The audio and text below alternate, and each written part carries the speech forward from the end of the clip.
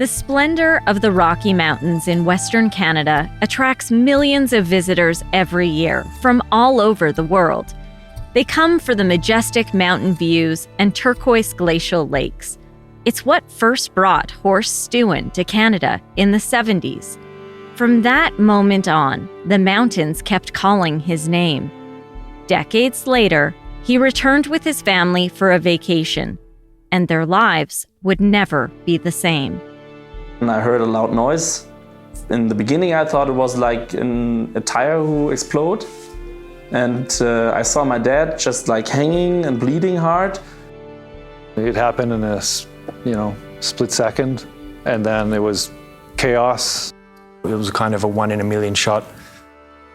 And I don't know what the thinking was that could lead someone to do that.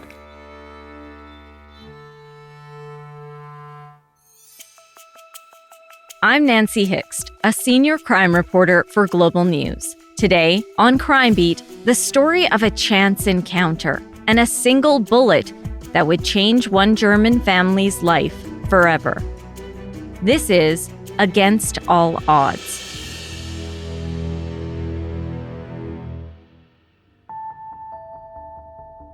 In the summer of 2018, the Steuwen family arrived from Germany for a 3-week vacation in Alberta.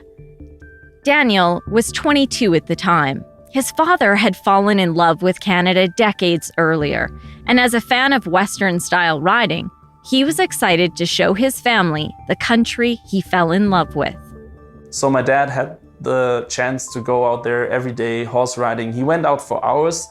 And the rest of the family, we went shopping or stuff like this. But back then he was every day on a horse somewhere in Alberta and was enjoying his time, My girlfriend who was with me, or with us, she never been to Canada before. And then we were like making plans and we said, maybe it's nice for her to see the Rocky Mountains because she never been here. So we went out for camping. For several days, they stayed at Tunnel Mountain Campground, with access to hiking and biking trails, and where they could take in the stunning views of Banff and the surrounding peaks. On their final morning, they stopped at the Three Sisters Resort near Canmore. It's at the base of the Rocky Mountains, and it's world famous for its beauty.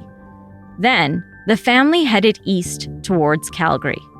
My dad's plan was to go to Calgary because he wants to see another Western store and maybe buying some boots and stuff like this, which you can get over here. And we went to the Three Sisters, the famous mountains over there, because my dad wanted to see. He remembered it from back then in the 70s.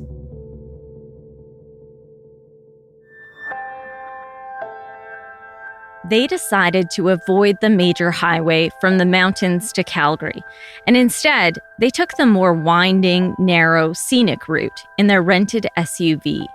Horst was behind the wheel. Beside him was his son Daniel, his girlfriend was behind him, and his mom sat behind Horst. My dad, he wanted to go and drive back home on Canadian Highway 1A. He said, I want to drive, I want to see like the nature, and maybe stop every now and then and see what's like. He wants to see some ranches, just watching as a tourist. And we drove off 2 times. After a few stops, the family got back onto the highway, and a few short minutes later, a car drove by and then I heard a loud noise. In the beginning, I thought it was like a tire who exploded. And I saw my dad just like hanging and bleeding hard. And we already got off the road. Daniel said at first he had no idea what had happened. So we ran down a few of the trees, and then I think it was the 3rd tree or something. We stopped. All the airbags and stuff, they went off. He assumed something must have gone wrong with the rented SUV. In the confusion, he took charge of the situation. Then I grabbed my dad's phone. I called the 911, and luckily the navigation system still was running, so I could explain them where we're at. We're on Canadian Highway 1A, driving east, near Moore Lane. We went off the road. I sent my mom and my girlfriend to the highway back, so they will stand there and wait for them. Meanwhile, his father was badly injured. he was laying on the ground, and then they told me like this stuff everybody does when you're on an emergency call, like find where the blood comes from, stop the bleeding, make him a comfortable position. So I got some pillows out of the car, put him under his head, and then we were figuring out, and I said, I can't find any like wounds. Only at his head, there's a small one, but it's already like it was closed again. The family was in a remote location. So the 911 operator told Daniel to talk to his father and try to keep him awake until help could arrive. So I talked to him and about the holidays, and that we go back, and next, I guess it was 2 days left, so that we will fly back and everything's fine, and we go to the Western stores and stuff like this. Yeah, and after a while, the first police officer came, so that was where my job was ending at that point. And then my mom was standing behind her, and she was screaming like, we got shot. And then I came up from my knees, looked at the driver's side's window, and I saw like, you know, how it looks like when the glass is crashed from gunfire. So it's like crashed in circles from that little hole. And I was like, what the hell has happened to us? That was the first time I realized that something bad happened. In a foreign country, in a rural area on the edge of the Rocky Mountains, Horst Steuwen had been shot in the head. Is it a terroristic act? Is the guy shooting more people? Will they help over there first and don't come over to us? So it was kind of like a helpless situation. But after a while, all of the cars came, like firefighters, ambulances, police officers.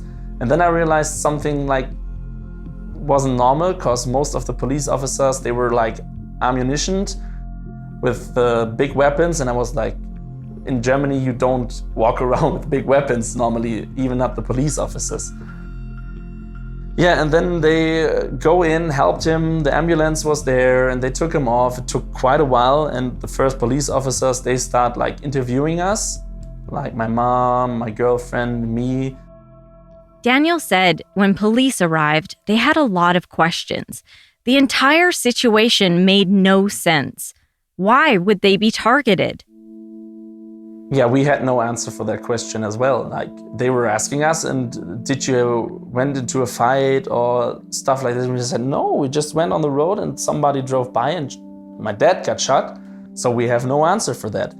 And then I got into the ambulance and they said, can you talk to your dad? Can you find out if he's talking German? But because the people who were in the ambulance weren't German. So they asked me to translate and stuff. And they asked me if I do understand any words. I said, no, this is either German than English. It's nothing. I don't understand what he's saying. And they said, yeah, look at this. And then they showed me the position. He said, he got shot in the head. So he lost his speech. And up to now, we don't know what will happen, but we're fighting for his life.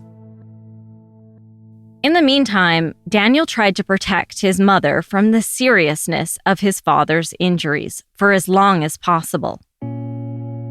So I went off the ambulance car and my mom was standing right in front of me and asking what has happened. And I said, everything's fine, Mom. You don't need to worry. He will be back again soon. Because I didn't know what to tell my mom. She was standing right in front of me crying, and I was like, I don't want her to realize at this point what happened. So I want her to be calm. So I kind of lied to her, but for a good thing, you know? The family rushed to the hospital to be with Horst, where it was clear this had already become a high-profile case. As I remember when we came to the hospital first, there were a lot of TV screens, and there was our car on all of the screens and in the news, and it was kind of a strange situation. Doctors said Horst needed emergency surgery. He got shot it's behind his ear on the left side. With his father still in critical condition, Daniel was faced with the difficult decision to leave his side and return to Germany to take care of the family business. The family worried customers would hear his father, the head of the company, had been shot, and Daniel wanted to be in Germany to help deal with the news. When I left Canada in 2018, and it was one day after that happened, I had to say goodbye, and I asked the doctors at the hospital in in foothills in Calgary, what do you mean with saying goodbye? And the doctor told me, if I were you, I would say goodbye as I don't know if I will see him ever again alive. In one of Canada's largest hospitals, doctors told Daniel to say a final farewell. Everybody left the room, the room where he was in. And yeah, I said goodbye, like, don't worry, Dad, I will make it, keep fighting, and we will see each other in Germany. Don't worry, I go back home now, I will take care about the company, take your time, we will see each other. And then I got off the room and the whole family was standing there and watching at me, and I was like making 2 steps, stumble, fall down crying. I didn't even want to cry, but you know, sometimes you don't have your feelings. Like, normally you can control them. In this situation, I wasn't able to control my feelings. It was like, I went down and that's it. For, I don't know, 2 or 3 minutes. And they got me off again. Like, everybody was there. They were so nice and kind. Even the nurses in the hospital, they start crying because they felt so sorry for what happened. And German tourists coming to Canada and something like this happened to them. Even like police officers, they start crying.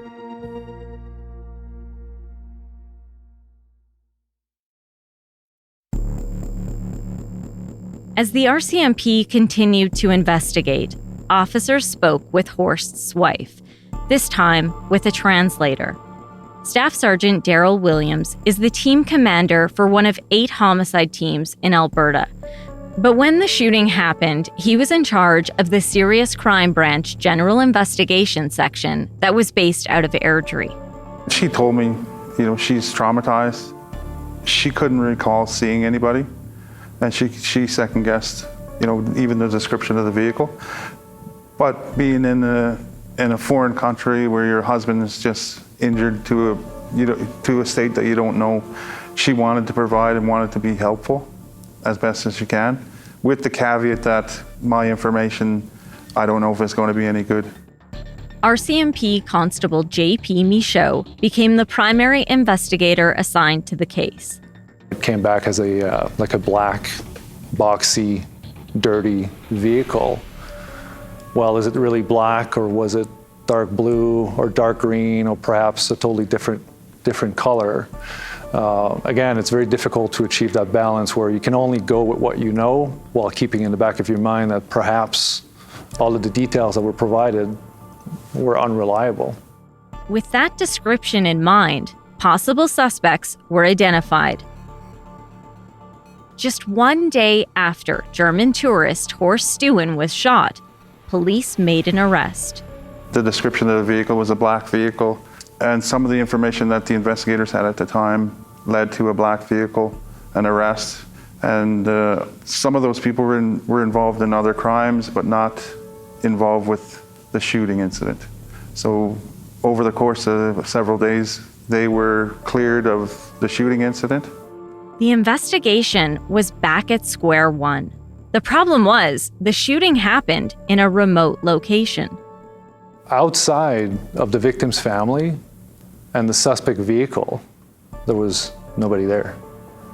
There was nobody there to witness that stretch of highway. There's no stores, there's really no residences close by that we can get video surveillance. It happened so quick in a stretch of highway where when we sent teams of investigators twice that are specialized in the recovery of evidence and searches, that there was nothing. Constable Michaud said there was no real crime scene, which created a lot of challenges for investigators. The only evidence of a bullet that we had came from the driver's side window. So the bullet went through the window and went into the victim's head. So from the window itself, we liaised with our forensic lab. It wasn't useful to us. They weren't able to tell us what sort of caliber, what sort of firearm was used. The bullet fragments that were into the victim's head, that was challenging because they wouldn't operate on him in Canada because it was too risky. So we had no fragments to look at. We had no gun to look at. So it was a challenging environment. We had no idea. And they also had no clear motive. The first one was maybe there's something that we don't know about this family in Germany, because we had nothing about them on our system. We had no idea who they were. So the first thought was perhaps there's something about this family that followed them to Canada. So we got in touch with our liaison officer in Germany to liaise with the local authorities and do all the checks about this family and who they were, and we were able to rule that out pretty quickly. This is a family that had no police involvement whatsoever, and there was no reason to believe that anything that would have happened in Germany would have followed them in Canada. Next, police retraced the family's steps during their time in Canada. Perhaps something happened during their trip, during their travels, that same morning or the day before, that they got followed, maybe an altercation at the campground. Perhaps they had an altercation at the gas station, that somebody didn't react well to it and decided to follow them, and it just escalated from there. So we had an investigative team that was assigned to just tracking their whereabouts for the past few days, trying to track down where they were, who they were with, get as much video as we could to track where they were and what they were doing. And after a certain amount of time, we were able to rule that out as well. Within days of the shooting, Staff Sergeant Williams said the investigation reached a standstill. The primary, JP and myself, walked the highway where the incident happened. And I remember looking at JP and saying, we got nothing. We have nothing right now. We're starting from zero. We were preparing for a long process. We were preparing potentially for an undercover operation involving undercover operators to select certain individuals. Investigators were at a loss. There was really only one possible motive for police to consider. The only theory that we had left is that it was a case of mistaken identity. We had nothing else to go on. And the issue with the mistaken identity is that, where do you start? What do you go after? Good evening. Thanks for joining us. We begin tonight with a story that has captured international headlines. A tourist from Germany shot while traveling west of Calgary. Well, tonight, police say they now believe at least 2 people were involved in the shooting. Here's Nancy Hicks. This is the location where the shooting took place, just as they crossed the crest of the curve, headed that direction. For 2 weeks, police have tried to solve the shooting of a German tourist, but so far no charges have been laid, and police still aren't sure what it was all over. Still being looked at. We haven't unearthed anything in the investigation that suggests there was a conflict that took place leading up to the shooting. So all investigational avenues are still open. However, there's nothing to signify or to point us solidly in that direction at this point. Police believe there were at least 2 people involved in the shooting, with the shot being fired from the passenger side of the offending vehicle, hitting the tourist who was driving a black Dodge Durango like this one. Both vehicles were traveling eastbound on Highway 1A. We appreciate the international interest on it. We all know that Canada is a beautiful place to come and visit, and we hate to see people who are guests in our country have ill things happen to them, just like we hate to see ill things happen to our own citizens. So yeah, it's important to us, and we're going to do our best to investigate it thoroughly. In the meantime, Horst Steuwen was in hospital clinging to life. Nearly 2 weeks after he was shot, he was flown back to Germany for further treatment. That's when he was reunited with his son Daniel. So they had a special ambulance airplane from Germany which flew over from Munich to pick him up. And we arranged that my mom could go back from Calgary. He recognized us. So he knew that I'm like his son. He couldn't say hello, my son, it's nice to see you, but he recognized me. When we wanted to take him off the hospital, we had to put him in a wheelchair and going with him around, and only sign speech was the only thing we could consider what he wants to have. Are you thirsty? Do you want something to eat? And he was like, no, yes, no. At that point, his prognosis was still uncertain. So the bullet went into his head, and it got stopped by his brain, you know? So it's somewhere in his brain it stopped. And then the doctors in Germany, they said they will do another surgery. So now they can see which parts of the brain are dead and where pieces of the bullet are. They don't want foreign material in his head, and they wanted to remove the dead pieces of his brain. And that was what they did in Germany. And they even said like what the doctors over here in Calgary did was an awesome job. Like German hospitals couldn't do that because we're not used to shooting wounds or stuff like this. In Germany, the ambulances, the hospitals, they're not used to stuff like this because they said if something like this would happen in Germany, they don't know if they could react as good as the people over here in Canada did. But like the injury, then they did after it. Of course, like there were specialists in Germany. They're focused on stuff like this, brain injuries, so they removed all that stuff. A few months later, in May of 2019, Staff Sergeant Daryl Williams flew to Germany.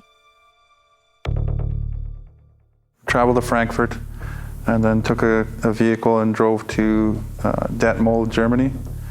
And that's where I met with the Crown and eventually met with the local authorities, the police that were going to be conducting the interview.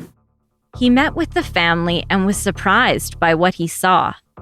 I did not expect him to walk into the police station, obviously with assistance, but he was happy. He was a smile on his face. He can't remember anything in detail about after the incident. Back in Canada, following weeks of investigators knocking on doors in rural Alberta, there was finally a break in the case. Constable Michaud said they were given a name of a possible witness, someone believed to be in the offending car when the shooting happened. The passenger in the vehicle had a warrant for their arrest that we could act on. So that's an opportunity for us to lawfully arrest that person. And that person had to be held for a bail hearing. So it was an opportunity for us to interview that person. That's where the case starting to unfold. I can tell you, because I've watched the interview and I watched the recording, you could tell how remorseful that person was, and it was a difficult interview. It was difficult, it was challenging for the interviewers to gain the trust and the cooperation of that person, but it was also difficult for that person to tell the truth about what happened. This is when police learned the suspect vehicle was red, not black. We expected, this was traumatic. There could be a discrepancy between the witness account and what it actually is, but it ended up being completely different. Constable Michaud said this passenger also identified other suspects to interview. He provided names of other people who were in the car when the shooting happened, which would hopefully bring them closer to the identity of the shooter. The driver of the vehicle, we arrested him.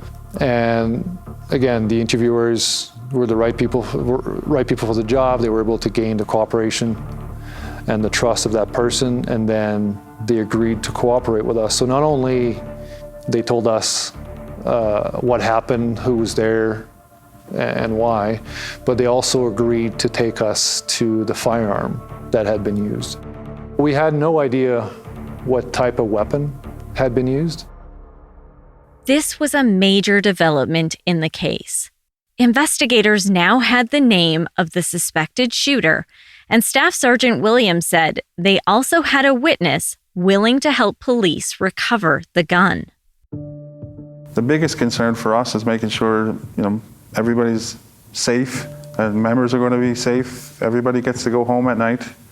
And also the people that we're dealing with, that, if we are going to be arresting or engaging, that they're safe as well, because at the time we had an unknown offender with a firearm that was still active.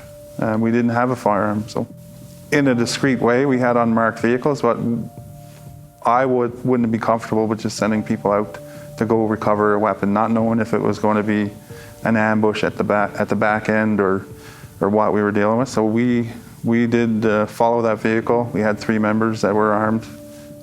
And it was only at that stage that we were told the shooter is walking. He was actually walking on the road and was taking an adjacent turn from where we just passed.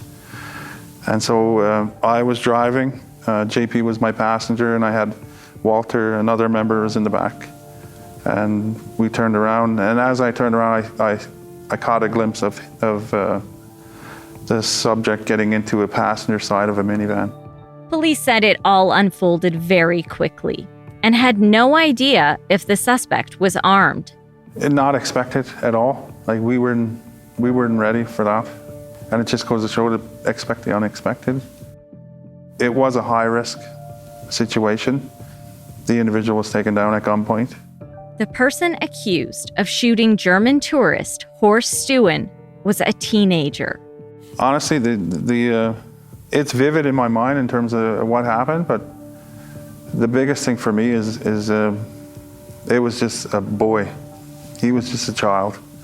And when he came out of the van, it was apparent he was a small stature, and you know, for being 16, for me he looked like a child, and it was almost to the point where you second guess. I have my gun out on a person who, you know, he's prone and out on the ground, but I just couldn't fathom, you know, having to engage if he did pull a gun out, and luckily he didn't.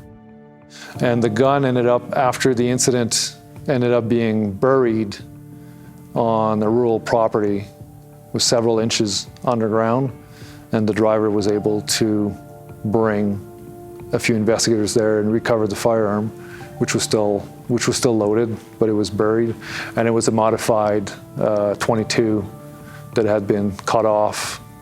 The barrel had been cut off, and there was several modifications to it. But we're confident, based on the account of the driver, but also the statements from the other passengers in the vehicle, that it was the right firearm. The manhunt was finally over. However, the motive wasn't revealed until nearly a year after the shooting. The trial got underway in the summer of 2019. Dane Rolfe became the primary prosecutor assigned to the case. He said the youth was originally charged with attempted murder. Attempted murder wasn't something that we thought we had a reasonable likelihood of conviction on. Proving the intent to attempt to murder was just not there in the circumstances. The young offender in the backseat, quite intoxicated, shooting at this vehicle, driving by at that speed, proving that they were intending to kill anyone was going to be hard. So that's something that we didn't persist with. In the end, the accused stood trial for a handful of lesser offenses. It was the aggravated assault with a weapon, and then the main charges were discharging a firearm at a place, a motor vehicle. Recklessly discharging a firearm into a motor vehicle was the main charge. The teenager's identity is protected under the Canadian Youth Criminal Justice Act. And it's recognizing that they are young, that they have a lower mental development, lower moral blameworthiness, and they have a lot of years to develop and improve and become, you know, a law-abiding citizen. And publishing their names in a criminal case, especially a high-profile criminal case, could really destroy their life going forward, having their names in the media, on the internet. So that's something that the courts try to protect and help these young offenders move on in life. During the trial, the prosecution outlined its theory that Horst Stuen was shot over a case of mistaken identity. That morning, the young offender had been drinking a lot of alcohol and doing meth with the other 3 individuals, and they decided to go for a drive. He was behind the driver in the back seat. The driver saw the German family in their black Dodge Durango. They had rented that out for the trip. The driver of the red hatchback seemed to recognize the Dodge Durango as a vehicle that he had seen before, and he seemed to think that someone may be driving in there that he doesn't like. The evidence led to the belief that the driver told the young offender in the backseat to shoot at the vehicle. So they drove up, overtook the vehicle, and the young offender took the rifle and pointed out the back passenger window and shot at the black Dodge Durango. It hit the driver's window, it shattered the window. That caused the bullet to break up into fragments, which then hit the side of Mr. Stewin's face or head, and that penetrated his brain. Obviously, he collapsed onto the steering wheel straight away. His vehicle came off the road and into a field, coming to a stop, basically hitting a tree and came to a stop. It was kind of a 1 in a million shot. The offending vehicle driving by at 100 kilometers an hour on a main highway, hitting the other vehicle driver in the head. Rolf said there were some major hurdles for the prosecution to overcome as the trial unfolded. The first challenge is they were all drinking alcohol that morning. They were all, to some degree, doing meth. So their memories were at issue. The reliability of their memory was a big issue in court. Then there was an issue with the witnesses' willingness to testify. They were all friends in the vehicle, so I'm sure in the backs of their minds at trial, they're thinking, I don't want to be a rat. The reluctance of one of the key Crown witnesses, who was sitting in the back of the vehicle, the back seat, she had the best view of what happened because the offender reached across her to shoot out the window. And she was probably the least intoxicated as well. So she had the best memory, she had the best vantage point, but she was the most reluctant at trial in terms of wanting to tell the Crown and the court what happened, to answer questions. She blatantly told the court that she wants to leave and she doesn't want to answer any more questions. And she almost had 1 foot off the stand to leave. And it took some convincing to get her to stay. Court heard the 3 witnesses who were in the car when the shot was fired changed their stories several times on the stand. They were easily persuaded by defense to agree with what defense was putting to them. So again, 2 of the witnesses would say to the Crown and the court one thing, and then when defense cross-examined them, they would backtrack completely and do a 180 and say, no, maybe I didn't see him hold the gun or the rifle, and maybe I can't remember anything at all. And that was a big 180. So on 2 occasions, the Crown had to then re-examine the witness and ask them, why have you said 2 different things to the Crown and defense? Which one's the truth? And both of them said, no, what I told the Crown is the truth. The defense just kept asking the same questions, and I felt pressured just to agree with them, and they just felt that pressure from defense questioning that they just kind of caved in. An alleged confession made by the accused through Facebook Messenger became key evidence in this case. This was 7 hours after the incident at night, 7:30 p.m. that night. He just started messaging the witness. They were damning messages. If the Crown could prove that they came from the offender, that was the best piece of evidence in the trial, really, because it said that he shot the man, that the police are looking for him. He posted news articles of the investigation and said, they're looking for me. The offender said it was a wrong hit. He said that they've got the wrong vehicle, they've got a black vehicle, it was a red vehicle. So he's saying things that only someone that did it would know, or someone that was in that vehicle would know. The youth's defense lawyer, Balfour Durr, argued there was no way to prove the accused was the one who fired the shot. The witnesses against my client, all of them in that car, had been drinking, had been taking drugs, every one of them. These people had basically been on a 24-hour bender of alcohol and drugs. It's the amount they had consumed would stagger, literally and figuratively, most of us. Hard to believe that their evidence could be reliable. Dane Rolfe said at the end of the trial, the fate of the teenager accused of the crime was in the hands of a judge.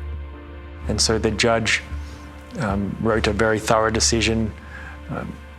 Even on the witnesses' evidence alone, he would convict, and then he also had the Facebook messages, separate piece of evidence that corroborates to make the case even stronger. So in the end, it was a very strong case. In the end, he was found not guilty of attempted murder, but guilty of aggravated assault and a number of other firearms offenses. During sentencing, it was revealed in court that the teenager was from the Stoney Nakoda First Nation. Highway 1A cuts through Stoney Nakoda land if you're headed towards Calgary. He had grown up in a troubled family. There was drugs within the family, drug abuse. He had some developmental issues that were identified in the reports. His functioning age was lower than his actual age. He was 16 years old at the time of the offence, but his functioning age was much lower, and the reports fleshed that out. So that's important information for a judge to know, that this offender committed the offence when his actual functioning mental age is much lower than his actual age. It gives you more understanding about how this occurred and maybe why. He just certainly wasn't equipped with the mental capacity to make, wise decisions. Rolfe said in this case, the prosecution and defense made a joint submission for a proposed sentence. By the time sentencing came round, he had served his sentence, and so he got these 21 months jail that he had served, and there was also another 15 months of probation that he was sentenced to as well. This case is memorable because of how tragic it was, and it's memorable because of the bad luck for the victim involved here. The chances of being shot with a single shot 22 from a moving vehicle to another moving vehicle is astronomical, number one, but it was so tragic for that person.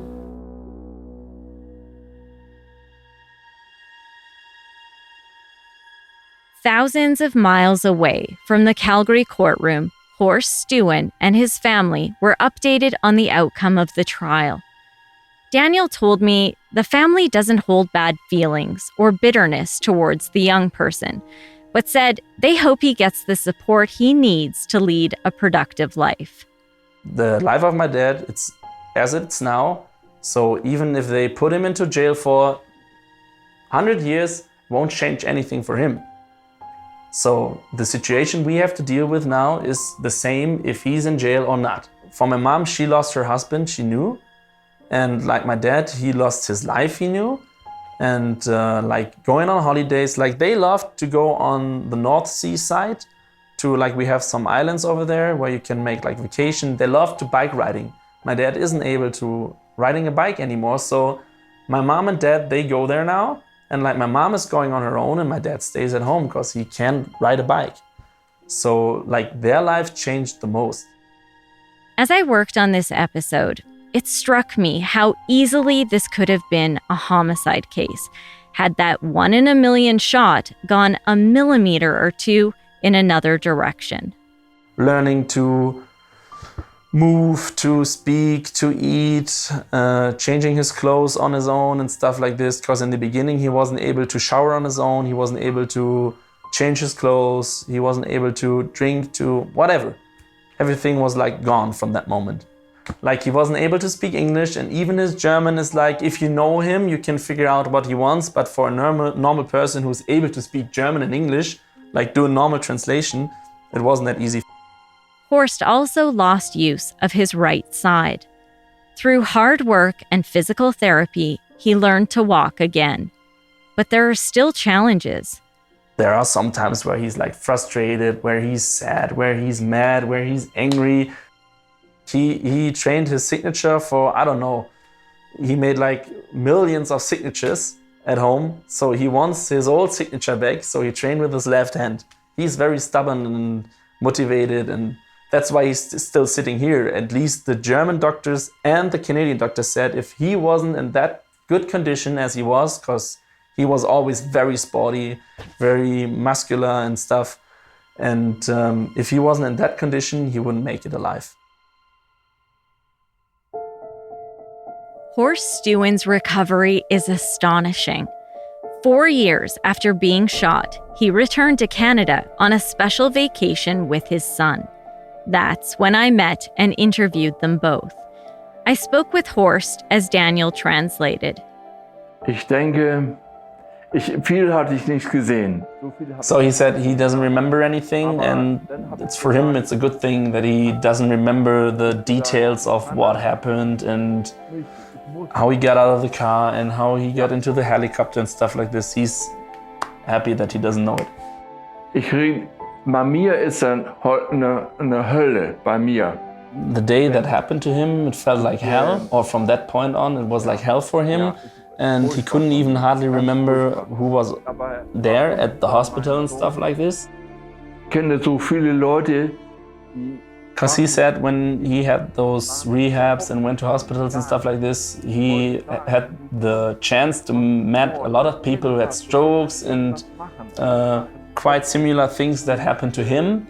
And he said a lot of them were like, they give up and they're like dealing with their life like it is, like I can't move anymore, I can't talk anymore.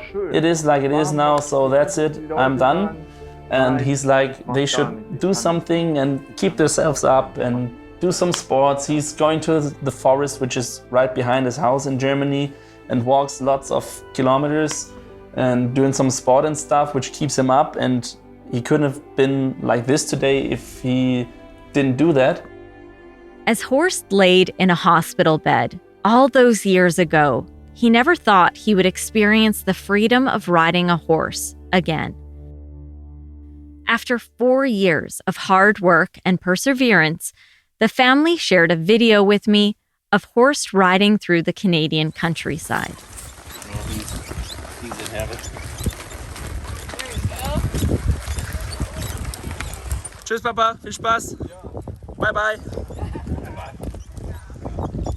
Horst Steuwen overcame the odds and is one of the most inspiring people I've met. Thank you to Daniel and Horst for allowing me to share their story. This was the first and only interview they've ever done with a journalist. Crime Beat is written and produced by me, Nancy Hixt, with producer Dila Velasquez. Audio editing and sound design is by Rob Johnston. Special thanks to photographer-editor Danny Lantella for his work on this episode. And thanks to Chris Bassett, the VP of Network, Content, Production, and Distribution and Editorial Standards for Global News. I would love to have you tell a friend about this podcast, and you can help me share these important stories by rating and reviewing Crime Beat on Apple Podcasts or wherever you listen. You can find me on Twitter at Nancy Hixt, on Facebook at Nancy Hixt Crime Beat, and on Instagram at nancy.hixt. Thanks again for listening. Please join me next time.